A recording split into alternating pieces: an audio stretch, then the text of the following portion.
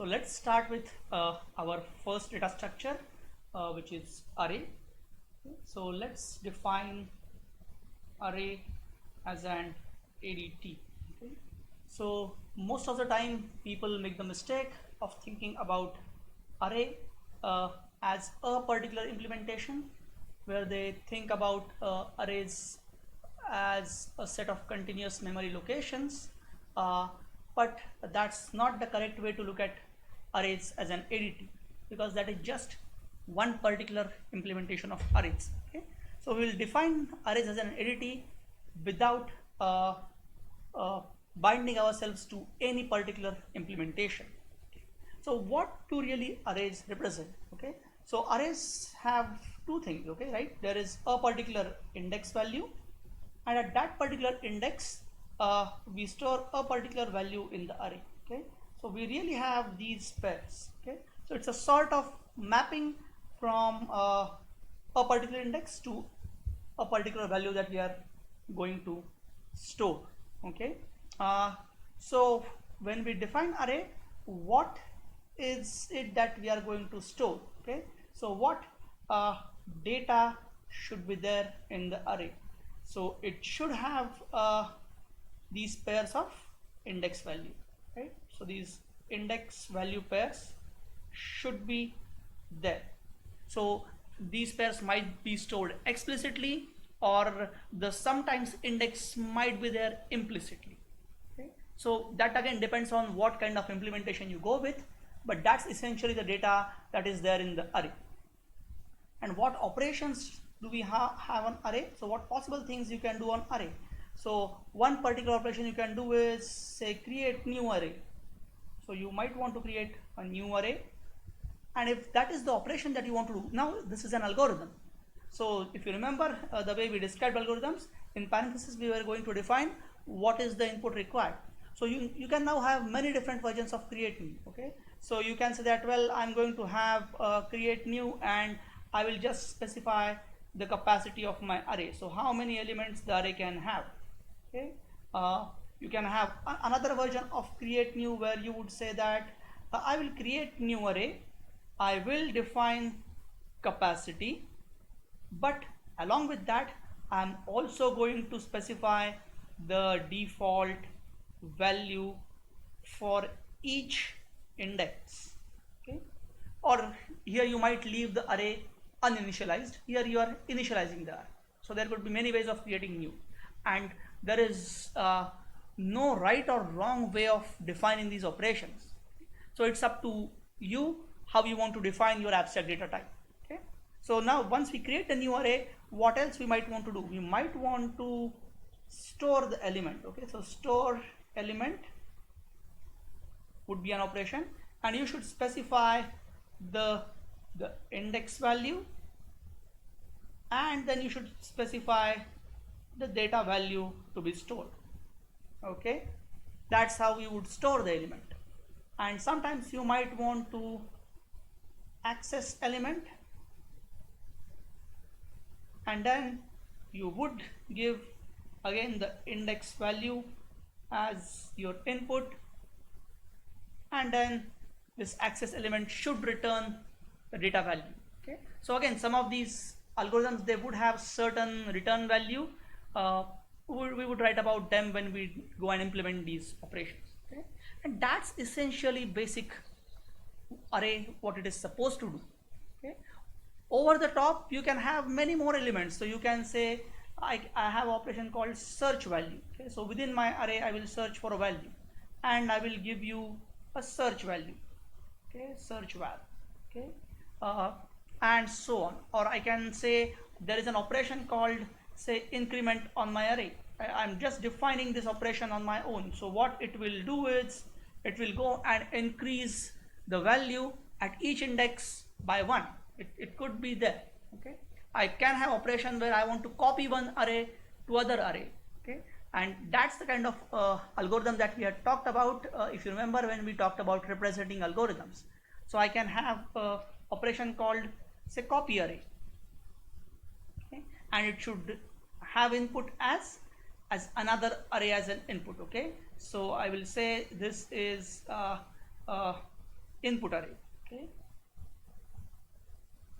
so I want to copy this input array into my current array, or it could be the other way. Okay, so again it depends on how you want to define these functions.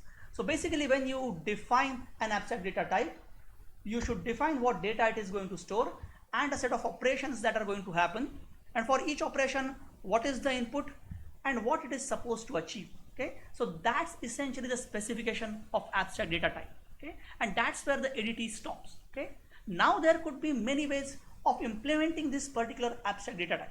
Okay, for example, what I can do is, well, I'll say that let's go and implement this ADT in terms of the continuous memory cells. So if you try to visualize the memory of a digital computer, it's a one-dimensional memory, right? So there are addresses for memory starting from 0. Okay, so this is memory cell 0, then there is 1, 2, 3, 4, so on, and you might have, say, a billion cells. Okay, so you might have many memory cells with you. Okay, that's how essentially your memory looks like. And you can have one particular implementation of array where you will say that whenever I create the array, I'm going to store the array elements in consecutive memory cells. Okay, for example, when I create array and I specify the size, I want to store 5 elements. Okay, so what a particular implementation do is that it would go and request the operating system to give a block of memory to store this array, and you would get a block, say, starting from 2. Okay, so 2, 3, 4, 5, 6. Okay, these 5 slots are reserved for your array. Okay, and that's where your array is there. And now the memory, the values stored in these slots, they would be some random values. You don't have any control over it. Okay, so it will have any garbage value stored inside it. Okay, so so let's write the values in red. So here value might be 99, it could be -7, it could be 555, it could be 61, 44, and so on. Okay, so these could be the values there. These are completely garbage values. Okay, and then once you create the array, what you want to do is you want to store an element. Okay, so I might say I have an operation store element. I'm going to specify index, and I'm going to say at index 0 store value 10. Okay, now the base address for our array is 2, so that's how it will happen. So let's call this array as A. Okay, so we have array A, and then index 0, 1, 2, 3, 4, and 5, and the current values that we have are 99, -7, 555, 61, and 44, and out of them we have initialized the value at index 0. The value is going to be 10. So now A0 is 10. Okay, and rest of the values are some junk values. So it is -7, 555, there is 61, 40. Oh, this 5 should not be there. We have only 5 values, right? 61, and then there is 44. Okay, so that's how my array looks like.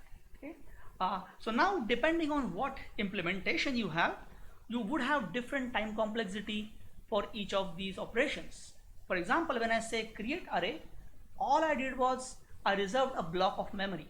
I did not do anything with it.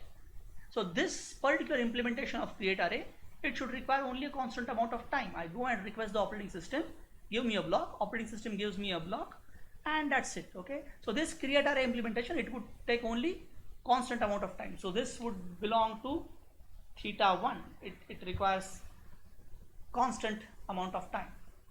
Instead of that, if I have another implementation of create array where I specify the number of elements and I specify, say, default value, I want to initialize it to 14. In that case, what is going to happen is I'm going to go and request a block, I'll get that memory block, and then in each cell of that memory block I'm going to copy a particular value. So in general, if I create an array of size n, the time complexity for this particular function will be theta n. Okay, so it is still the same operation, but depending on how you implement it, it has different time complexity. Okay, here you create, but you keep the values uninitialized. Here you create, but you initialize the values. Now, when we say that we want to store element at a particular index, a particular value, in this particular implementation of the array, where we know the base address of A. So for A, the base address is 2, right? So given the base address and index, in constant amount of time, you can compute the memory address for any particular index, and at that index you can store the value 10. So this is going to require constant number of instructions, and this particular implementation of store element would belong to theta of 1. This would be constant time algorithm. Okay? So that could be one way to implement the arrays. Then let's see what other we have. We have access element, right? So if I say that I want to access element at say index 2, okay, and all these operations we are doing on array A. So when we represent these operations in our algorithms, they will look like A dot create array, A dot create array, A dot store element, A dot access element. So when I access element 2, the way it is going to work is that I know the base address, which is 2, I know the index value is 2, so I have to add both of them, and then I will get the address for this particular cell, and the value is 555, and the return value from here would be 555. This will return me 555. Again, this particular implementation of access element is going to take only constant amount of time, because given the index value, I know the base address, I can compute the required address and then access the value. So this belongs to theta 1. Okay.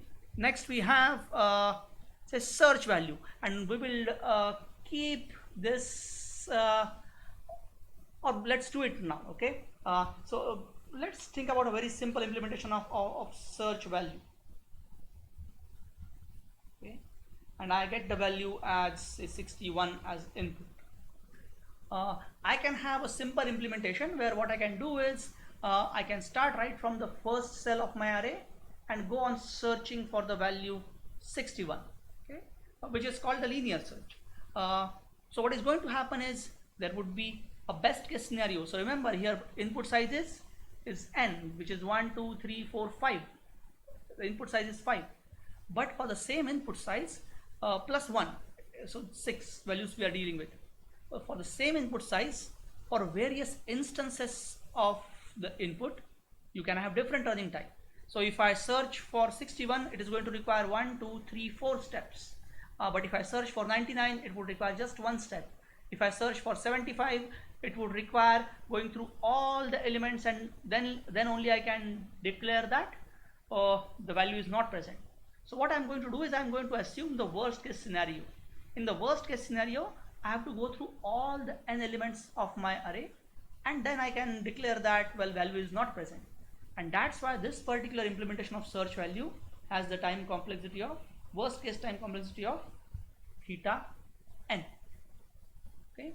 So remember, this is one particular implementation of array as contiguous memory cells, and under this particular implementation we have these memory these time complexities for various operations of the array.